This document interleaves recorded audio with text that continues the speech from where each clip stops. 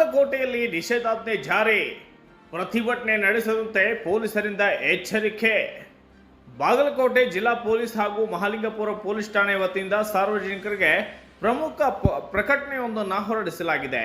ಇನ್ನು ನಿಷೇಧಾಜ್ಞೆ ಅವಧಿ ಫೆಬ್ರವರಿ 24, 2026ರಿಂದ ಮಾರ್ಚ್ 1, 2026ರವರೆಗೆ ಜಾರಿಯಲ್ಲಿರುವ ನಿಯಮ ಈ ಕೆಳಗಿನಂತಿದ್ದು, ಬಾಗಲಕೋಟೆ ನಗರದಲ್ಲಿ BNSS ಕಲಂ 163 ಅಡಿಯಲ್ಲಿ ಪ್ರತಿಬಂಧಕಾಜ್ಞೆಯನ್ನು ಈಗ ಜಾರಿಗೆ ಗೊಳಿಸಲಾಗಿದೆ. ನಿರ್ಬಂಧಗಳು: ಈ ಅವಧಿಯಲ್ಲಿ ಯಾವುದೇ ರೀತಿಯ ಪ್ರತಿಭಟನೆ, ಧರಣಿ ಅಥವಾ ಮೆರವಣಿಗೆಗಳನ್ನು ನಡೆಸಲು ಅವಕಾಶವಿರುವುದಿಲ್ಲ.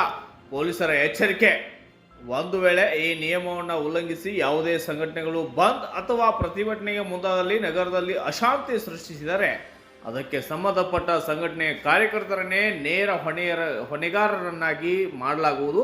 ಅಂತಹವರ ವಿರುದ್ಧ ಕಾನೂನು ರೀತಿಯಾದಂತಹ ಕಠಿಣ ಕ್ರಮ ಕೈಗೊಳ್ಳಲಾಗುವುದು ಎಂದು ಮಹಾಲಿಂಗ ಪೊಲೀಸ್